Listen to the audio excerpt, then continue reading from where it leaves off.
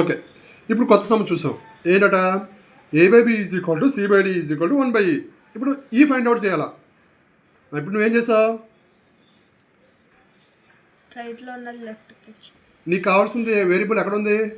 రైట్లో. రైట్లో ఉంది. రైట్లో ఉన్న వాల్యూస్ అన్నీ లెఫ్ట్‌కి తెచ్చుకో. లెఫ్ట్లో ఉన్నవన్నీ రైట్.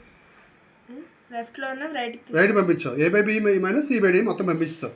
ఇప్పుడు నువ్వేం చేసావు? రెసిప్రోకల్ చేసావు. రెసిప్రోకల్ ఎలా చేసావు? మైనస్. ఫస్ట్ తప్పు చేసావు నువ్వు. ఏం చేసావు? డైరెక్ట్గా ఈ పెట్టేసి బి/ఏ పెట్టేసావు, డి/సి పెట్టేసావు. అలా పెట్టకూడదని చెప్పాను.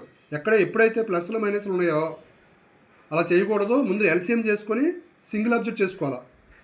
ఎల్సిఎంలో చేస్తావు, 2 మల్టిప్లై చేస్తావు.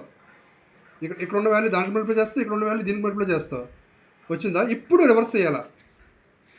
ఓకే, అప్పుడు రివర్స్ చేస్తే ఇది వాల్యూ అన్నమాట. సో ఇదొక ఫార్ములా తెలియాలి నీకు. అంటే చూసావు, మ్యాథమెటిక్స్ రాకపోవడం వల్ల అన్నీ తప్పులు చేస్తావు అన్నీ. నీకు ఫిజిక్స్లో కెమిస్ట్రీలో ఇదే ప్రాబ్లమ్స్ ఉంటాయి. అర్థమైందా నీకు?